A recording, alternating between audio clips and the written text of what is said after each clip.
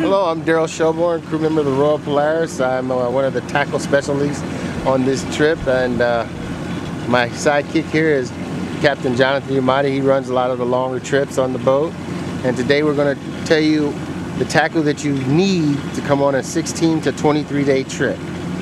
I'm Jonathan Yamate. I drive the Royal Polaris.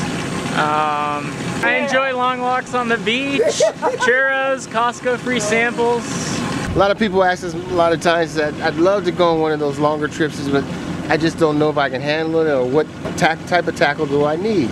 And basically on the longer trips, you need less tackle than you do for a 10 to 11 day trip. And we're going to go over some of the things that you will need for a longer trip to fish for wahoo and giant yellowfin tuna.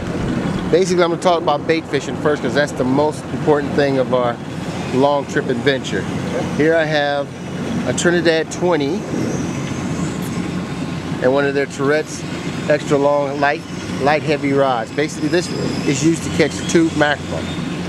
You want to use a light outfit to catch tube mackerel, and the bait rig you'd like to use is the small sabikis, the 10 to 12 pound test sabikis, because they have real small mouths and they're a lot of fun to catch. And the other bait rig that we'll be using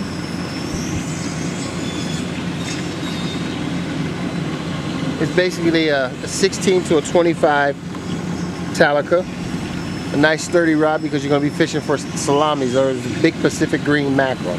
And the bait rig you're going to be using there is a 2-hook sabiki. And these mackerel range anywhere from 1.5 pounds to 5 pounds. This is the most important thing on a long trip, is catching bait. Because the bait, there's no substitute for live bait, and lots of it. Now Jonathan's going to talk about some of the tackle that we like to use on the long trips for bigger fish, tuna. Alright guys, as far as reels go, you're going to have a 30 size reel, a 50 size reel, a 50 wide size reel. Accurate and Shimano both make great reels. That's what we have on the boat. With your 30, you're probably going to have, obviously it's going to have Spectra on there. 130 pound Spectra and 130 pound Top Shot, or 100 on your 30 size reel. On your 50 or 50 wide, you're going to have 130 pound Spectra, maybe a little top piece of 200 pound. And that's pretty much when the fish get straight up and down. And here's a Talica 50. Same thing, you're going to have Spectra on here, and then like a 25-foot Top Shot of fluorocarbon or monofilament.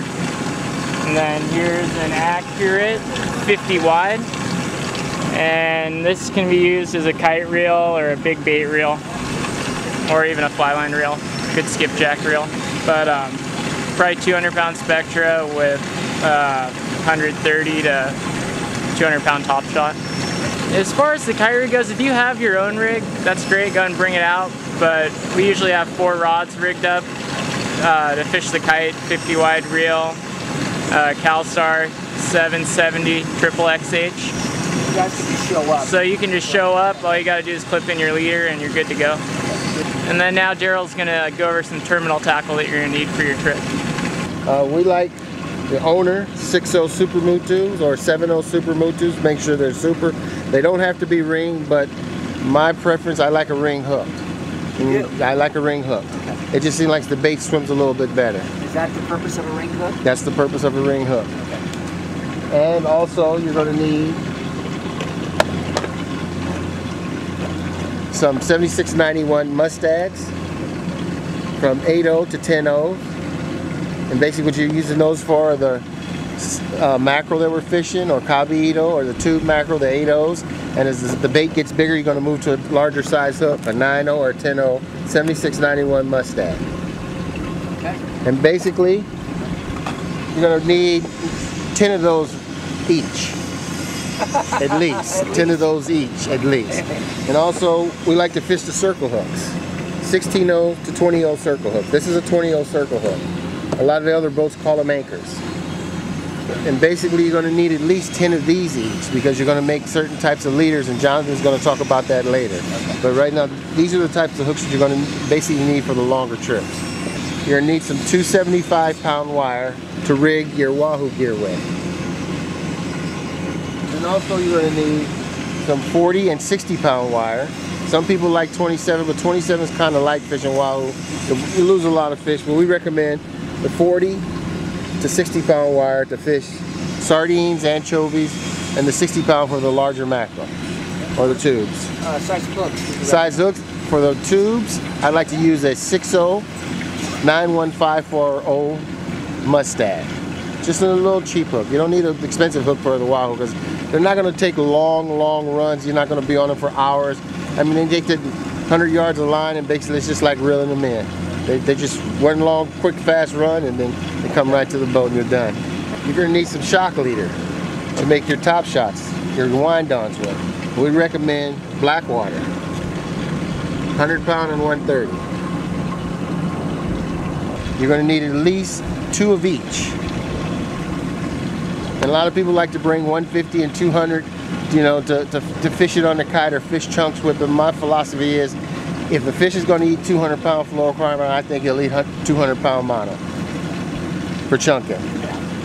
I know Roy talked about the other wahoo jigs that you can use to fish with for wahoo fishing, but this is a PL68. We use this to fish for tuna at night. Generally right at dusk or any time of the night. You're not, you know, feeling sleepy, just come out and drop this a few times. PL68, any heavy jig works though. But this is the one we prefer, is a PL68 glow in the dark. That one's pretty popular. It's very popular, and if you happen to buy one at one of the landings or other stores, make sure they have the good hook on it. A 7691. Now Jonathan's going to talk about some of the leaders that we use on the longer trips. The first leader that I'm going to go over is your standard double trouble rig. It could be 2 sardines. It's going to be 2 owner 6.0 Super Mutu hooks and 200 pound mono. With the kite leaders, fluoro really isn't necessary just because your baits are splashing right on the surface, just below the surface, so everything's out of the hook and the line is pretty much out of the water. So it's not like they're gonna see your line or be line shy at all. You're just gonna see a big boil, so line size, you can get away with heavier line. With the double trouble rig, it's 2 equal lengths of line. And it's important to make sure they're equal because you don't want one leg real high and the other leg in the water, so your one bait's out of the water and the other's way under the surface. It's going to be a swivel and your crimp. You slide this up, get your legs nice and even down below. But the key is to just crimp this at the end. That way you make sure your legs are equal length. So once you get your your swivel on there and your crimp slid up, then you're going to come down to the legs, put your crimps on your hook, crimp that shut. It's important to make sure that you, before you crimp it though, burn your mono down so it'll make an end like that. A lot of times we've had people forget to crimp hooks on, but they'll land their fish just because that flared end of the mono keeps it crimp from sliding off. And then anyways, after you crimp that on, then you're gonna slide your crimp up and then crimp this one last. That way you can make sure you have equal lengths. It's easier than trying to measure the bottom with the hooks and whatnot. And that's your double trouble leader. Alright guys, the next rig that I'm gonna be talking about is your salami rig.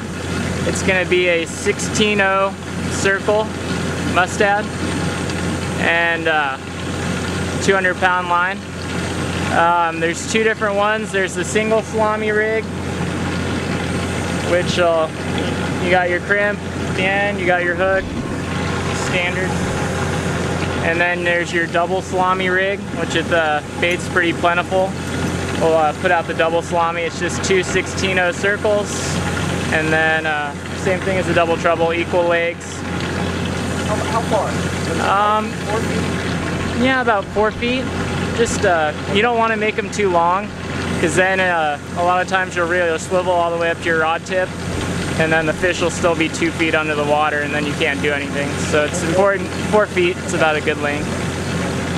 And that's your double salami rig. So pretty much exact same thing, just bigger hooks. Yeah, it's a double trouble with bigger hooks. And all right, you guys, the next rig I'm going to be talking about is your flying fish rig.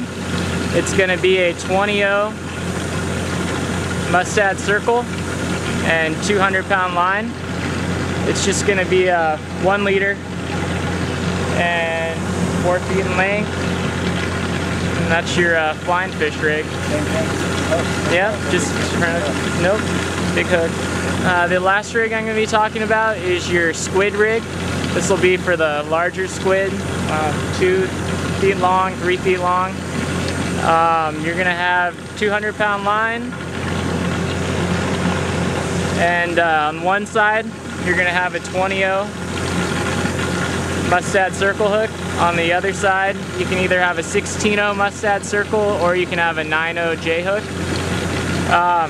The key with the squid rig is you want that squid laying flat on the surface, so you have to make your legs 2 separate lengths.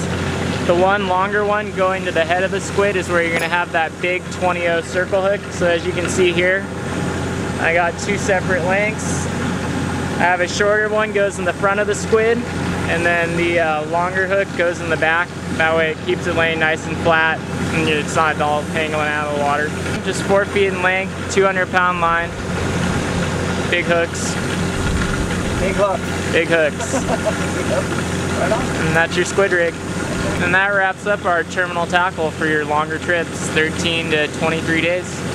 If you have any more questions, you can check out our website at royalpolaris.com, and they have questions at Royal Polaris. Any type of questions from a 3-day trip to a 23-day trip. If you have any questions, just log in there and write your question down, and we'll get back to you as soon as possible. If not there, try our Facebook page, which is Royal Polaris. Ask a question, it'll get back to you within 48 hours. Thank you.